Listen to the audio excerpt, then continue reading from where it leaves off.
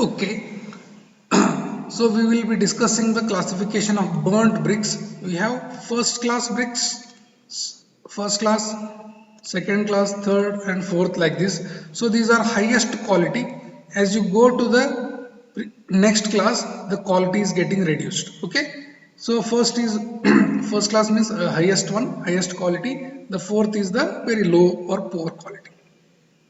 Okay, so here you can see, so you can see the finish also from this side. Okay, finish how you get from this one. So first class bricks are table molded and standard shape. The surface and edges of these bricks, the surface as well as edges of these bricks are sharp, square, smooth and straight. You can easily see, no, the surface is very sharp, square, smooth and straight. These comply all qualities of good bricks. These comply all qualities of good bricks used for superior work of permanent nature. For permanent building structure, we generally use these first class bricks. We use first class bricks. So typical one.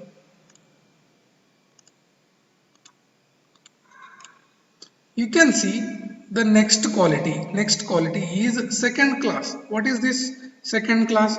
So here the bricks are generally ground molded. The first case table molded, second class ground molded. They are also burnt in kiln. Okay. The surface of brick is somewhat rough. So here you can see somewhat rough. Shape is also slightly irregular. Shape is also irregular. These bricks are commonly used at places where brickwork is to be provided with plaster. Means what? Whenever you are constructing this one, above that there should be a cement plaster or some plastering work should be done. Okay, that is what.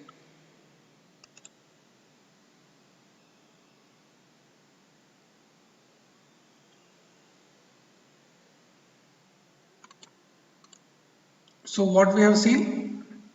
What we have seen? In the first class one, the bricks are table molded, standard shape. The surface is sharp, square, smooth, straight, and all quality of good bricks is there. All quality of good bricks are there. In the second one, in the second class, the bricks are ground molded. The bricks are ground molded. The bricks are ground molded. Wait. Okay. The bricks are ground molded, kiln burnt, a rough surface or shape is little bit irregular, but it requires plaster. It requires coat of plaster. Okay.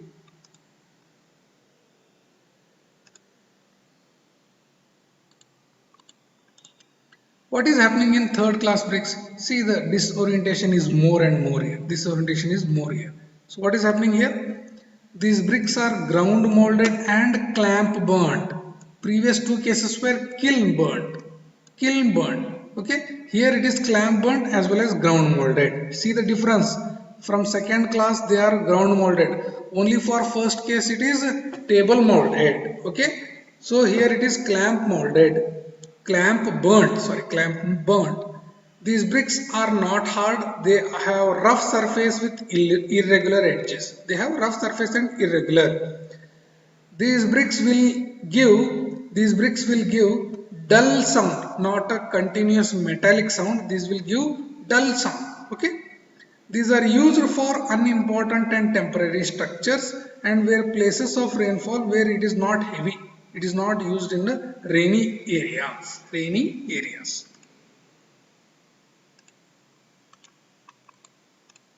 The last one, this one, fourth class bricks. What is happening here? Poorest quality, only for temporary structures it is used.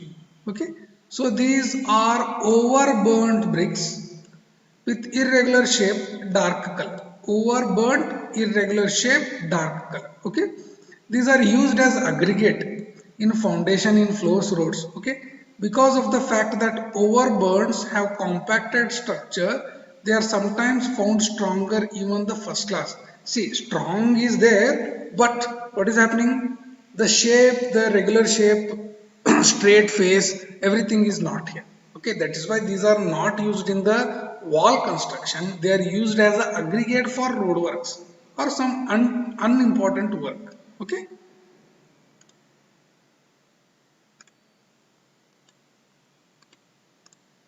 Here we will go for the test on the bricks. What is that test? We have absorption, crushing strength, hardness test, presence of soluble salts. Okay. So we have some test for the bricks. Very important from the exam point of view. Okay. See it. What is happening? I will explain here. Okay. Absorption test. How it is done? You are taking a brick. Okay, you are weighing it, take the weight of this one, let us say it is W1, it is a dry brick, means what, before construction whatever taking no brick W1, you have taken a cylinder or a tank filled with water. Okay, you are taking this brick and immersing here. Okay, after 24 hours of immersion you are taking it again and you are taking the weight W2. Obviously, during the whole 24 hours, this brick has absorbed some water. This brick has absorbed some water. So that is why W2 is more than W1 because it is a dry, let us say it is a dry, here it is wet. Wet means water is there. How? Small pores in the body of brick is absorbed the water from the tank. So that is why W2 is high. So whatever moisture is acquired to the original weight is called as absorption. Okay, how you are writing that one?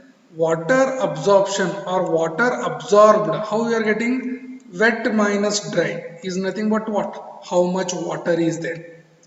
Wet minus dry is nothing but water to the original. Okay, W2 minus 1 divided by W1 into 100. This is nothing but percentage absorption. This is what percentage absorption. So this percentage absorption should not be more than 20%. Should not be more than 20% of dry brick. Okay, right. So the total procedure is explained same here. Okay. So what is that? They are keeping the brick in water 24 hours. After 24 hours they are taking it outside. Again it is weighed. Weight means what? Wet condition means W2. Dry condition means W1. Okay. So the percentage water absorption is calculated. Percentage absorption is calculated. Okay, how calculated? This is the formula. This is the formula. So it should not be more than 20%. It should not be more than 20%. Okay, simple as it is.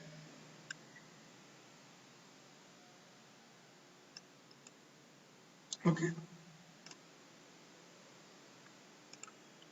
Absorption test. So absorption test conduction. After the results, very important, should not be more than 20% for first class, 22% for second class. Okay, like that. Compression test. So what exactly you are doing? There is a UTM testing machine in the building material testing lab. Simple. We will show testing lab. Here the brick is kept. This is brought nearer to this one and load is applied, and at which load this is failing, at which load it is failing, that load is called as its strength. The failure load, just the strength before the failure load is its compression strength. Correct? No? Before failure only the last point of strength is calculated. Okay. Now let us say its surface area is 5 by 5, sorry 5 by 10, or let us say it is 10 by 20.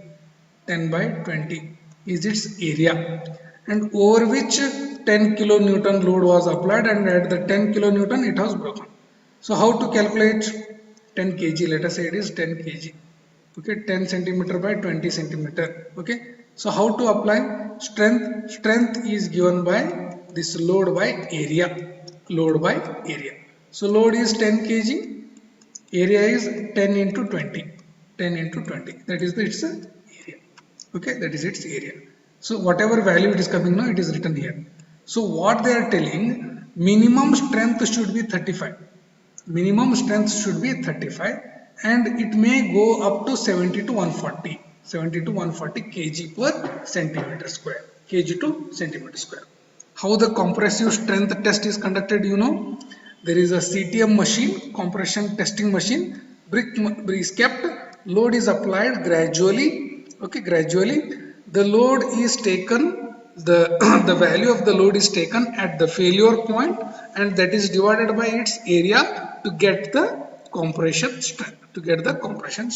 Okay, so that is why we are calling it as compression strength. So the value should be more than 35 or it should be more than 70 to 140. Minimum 35, maximum whatever. Okay, maximum whatever. So that is why it is written minimum crushing strength should be 35. Okay.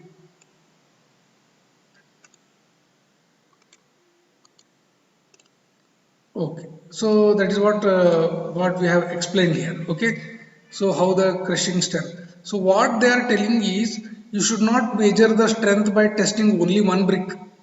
Okay, only one brick. You should take at least 5 bricks and take the average of 5 values. Take the average of 5 values. Okay, so that is what they are explaining. Always take the samples, 3 or 5 samples. Later the results are calculated by taking the average. Whatever explanation is required, I have explained using the diagram. Okay.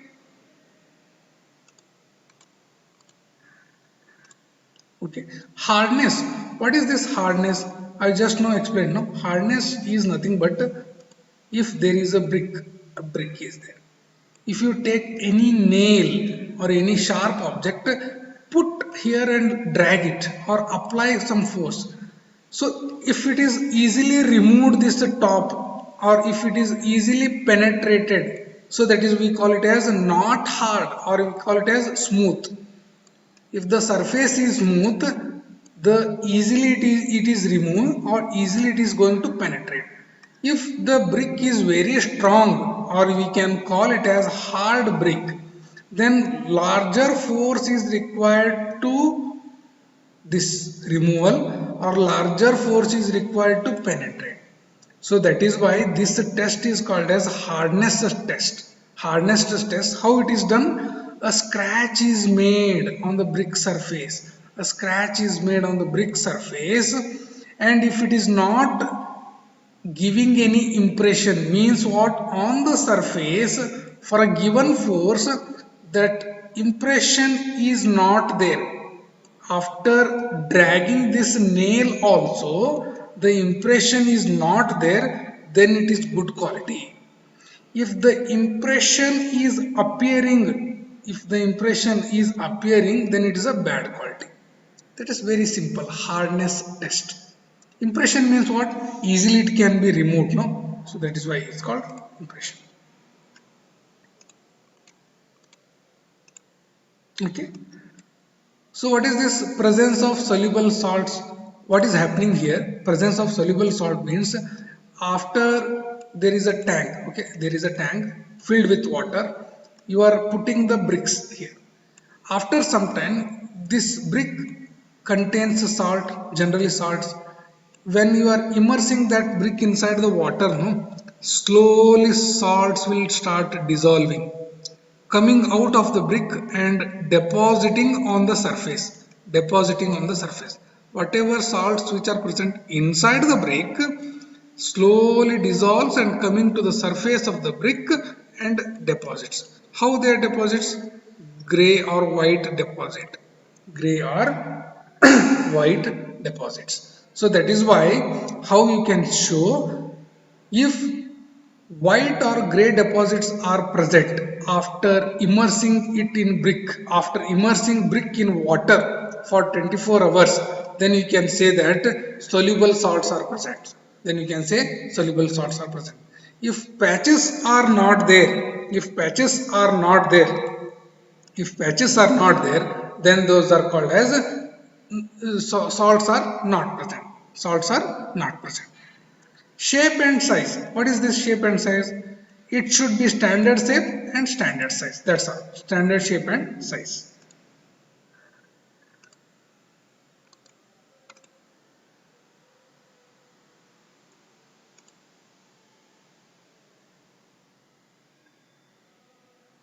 Okay.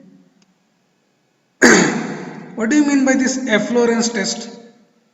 Efflorescence test. Efflorescence is nothing but appearance of gray or white patch. Appearance of this gray and white patch when this brick is immersed in water. When this brick is immersed in water, then we call it as gray and white patches. If these white patches are observed, then that is called as efflorescence. Efflorescence is nothing but appearance of white patches on the brick.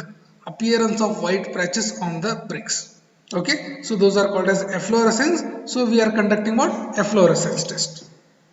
See, so the theory is same only. Keeping the brick inside the water for 24 hours. So whitish layer appears, then we call it as bad bricks. If more whitish layer appears, then it is, we call them alkalis are present, so it is a bad brick. Okay, so if more than 10% is there, more than 10%, sorry, if that whitish layer, so whitish layer, if it is a given area, if it is only up to 10%, only up to 10%, then we call it as a good brick.